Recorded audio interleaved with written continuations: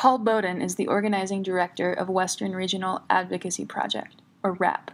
He spent most of his teenage years living in homelessness and began volunteering at a drop-in shelter in San Francisco in 1983.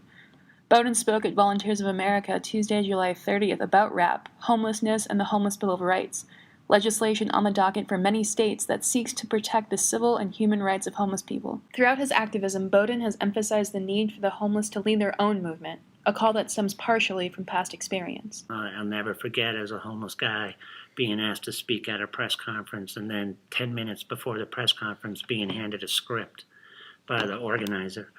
So, of course, I then said the exact opposite of everything that was in the script and started a policy of you had to smoke a joint before you did a press conference so that you wouldn't remember what you were told to say and would just talk from the heart. Soon, Boden came into direct contact with the damage that rhetoric surrounding homelessness can produce. There's this incredible use of language to dehumanize the experience and to desensitize.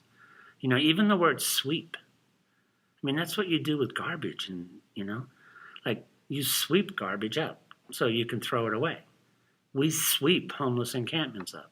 Why? Because we're going to throw them away. Person after person after person was coming to me saying, I'm not like them. They're lazy. They're crackheads. They're not really trying. I'm trying. And then that person would go sit in the drop-in center. The next person would come into my office and say, I'm not like them. They're lazy. And I realized that they're all right. They're not like them. But the them isn't the people they were pointing at.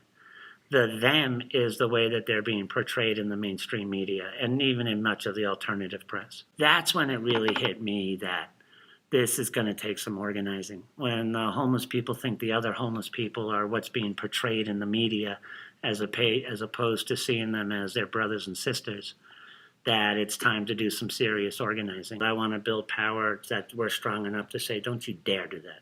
Don't you dare talk about us like that.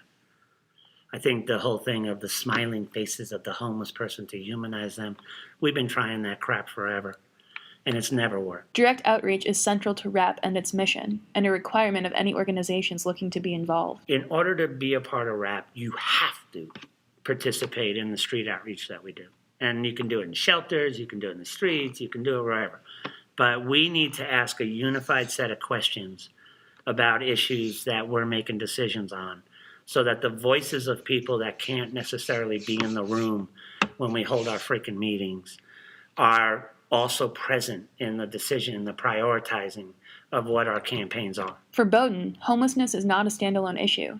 It is the manifestation of much bigger social flaws. We could end homelessness tomorrow. If we haven't addressed poverty and racism and classism, we'll have homelessness again in 10 years. Our intent is to develop an organizing campaign that will last long enough to not just stop what is happening today, but will drive the wooden stake through the vampire's heart so that that sucker doesn't come back again and haunt us in the future. The Homeless Bill of Rights, recently passed by Rhode Island, seeks to change the laws criminalizing the homeless. The Bill of Rights campaign is going to be 3 to 5 years, minimally, because we're not letting go of the criminalization.